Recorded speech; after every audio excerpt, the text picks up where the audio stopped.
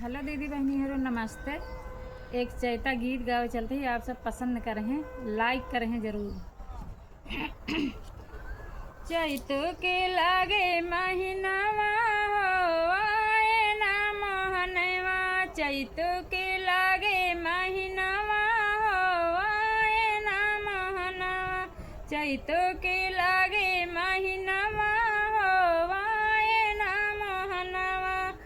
तजले सावरिया खबर नहीं लेना, तजले सावरिया न लेना खबरिया, तजले सावरिया न लेना खबरिया। तली पे मोरे परनवा हो आए ना सावरिया, तली पे मोरे परनवा हो आए ना मोहनवा। चैत के लागे महीनावा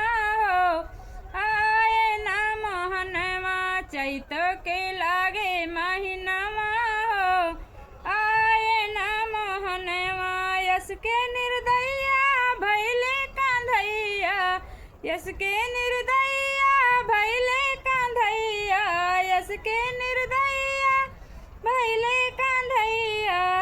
भूले सब वही सनवा हो आए ना मोहनवा, भूले सब वही सनवा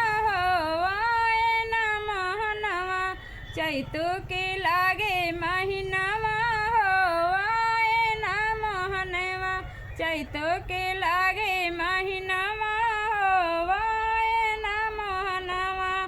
कौनो उपाया करी हमें गैया, कौनो उपाया करी हमें गैया, कौनो उपाया करी हमें गैया।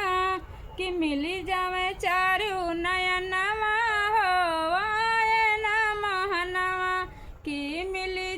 चारू नयनवा हो आए ना मोहनवा। चैत के लागे महीनावा हो आए ना मोहनवा, चैत के लागे महीनावा हो आए ना मोहनवा। कहाँ हरि भक्त बिना मोहन के, कहाँ हरि भक्त बिना मोहन के, दिल में नहीं चयनवा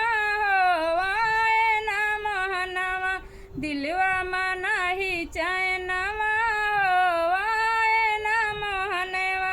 चैत के